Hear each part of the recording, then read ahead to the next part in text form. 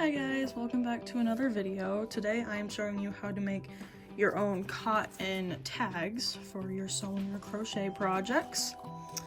So what you'll need for this project are some scissors, your transfer paper, which you can find at any Walmart or pretty much any store like that. You're gonna need your cotton or whatever type of ribbon that you prefer. Just make sure it doesn't burn with the heat source that you're gonna use. You'll need a heat source. I'm using my flat iron. You can use a normal iron, that is totally fine. And if you want to do different colors, it does work with different colors. Just make sure if you're using a darker color that you get the darker fabric transfer paper.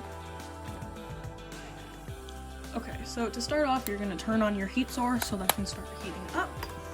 And hopefully you already have your design, but for the transfer paper, you're just going to use an inkjet printer or whatever your paper tells you to use.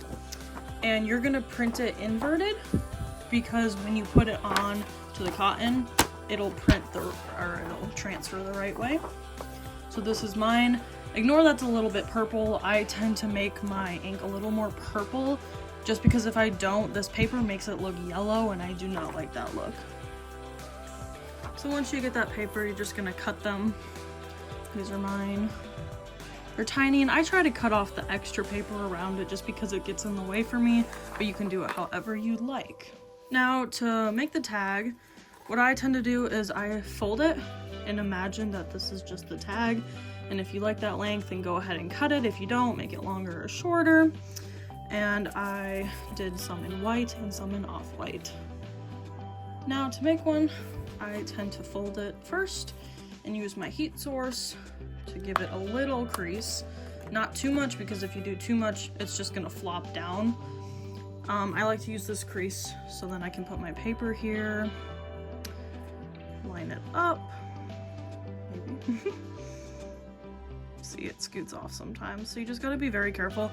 If you're using an iron, it's a lot easier because you can just put it on a flat surface. Then I use my flat iron and I hold it for the recommended amount of time that the paper suggests. For me, that's 30 seconds. Once you are done and it's been the recommended amount of time, you're going to take the heat source off quickly and peel this back. Now you want to be careful because the paper gets very hot, but then I just kind of straighten it out, otherwise it gets kind of funky.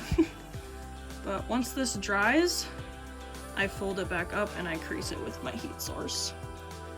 When you do this, you want to be careful not to get it on the ink part because it can come off. It doesn't happen a lot, but sometimes it does. Okay, I'm going to do the rest and then I will be right back.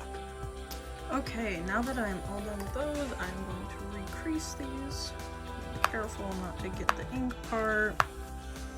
I did accidentally put one upside down, but the good thing about these labels is it doesn't really matter when you sew because it looks good either way. But you're just going to be very careful with these. When you sew them, you want to make sure to give yourself plenty of space so you're sewing down here and not up here because it frays very easily.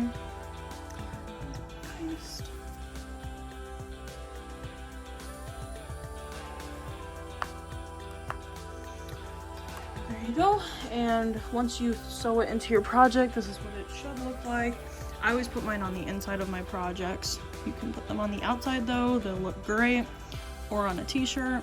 If you want to put something on the back, like what material it's made out of, that's perfect. And that is how you make your own tags.